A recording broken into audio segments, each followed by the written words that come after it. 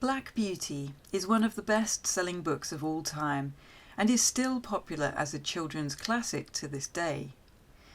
Completed in 1877, it tells the story of a horse named Black Beauty and is a pioneering example of literature written from the viewpoint of an animal.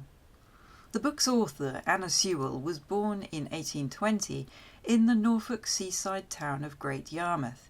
Hence, Anna Sewell and Black Beauty are jointly the subject of a new artwork that I brought to life on the three-dimensional canvas of a fiberglass horse statue during September 2024, painting live in public in Great Yarmouth Marketplace.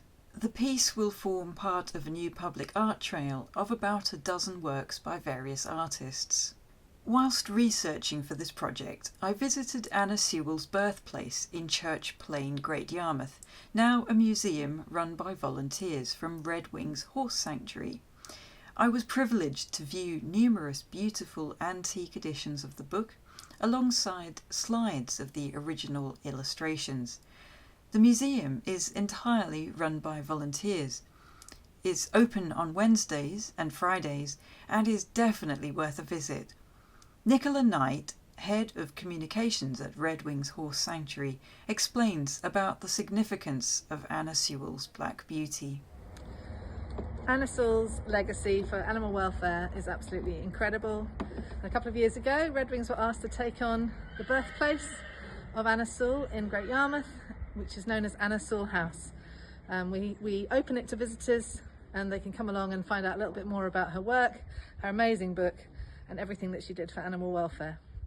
Redwings is the largest horse charity in the UK. We look after more than 1,300 rescued horses, ponies, donkeys and mules. Black Beauty wasn't the only book ever written from the point of view of a horse, but it's certainly been the most successful.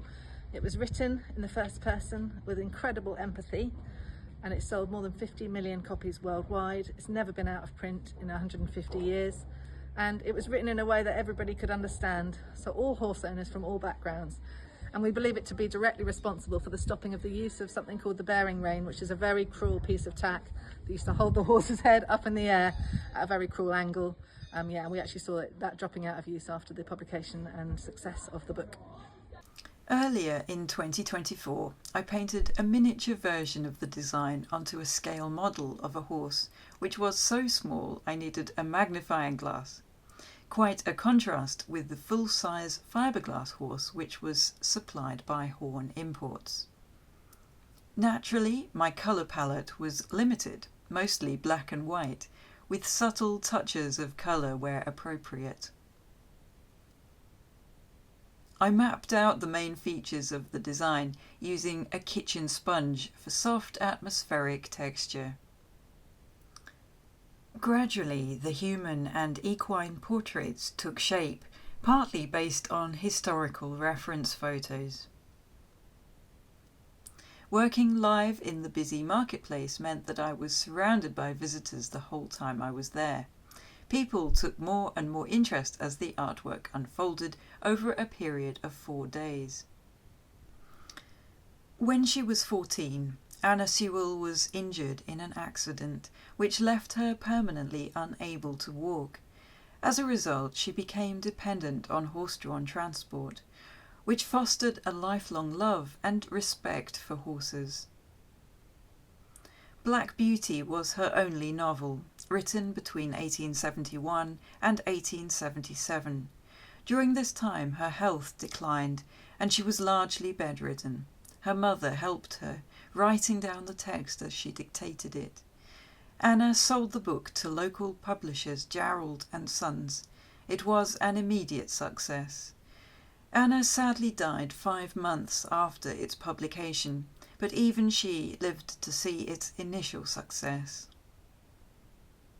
The new Great Yarmouth Heritage Trail is scheduled for launch in late spring of 2025. Black Beauty looks forward to welcoming you to Great Yarmouth.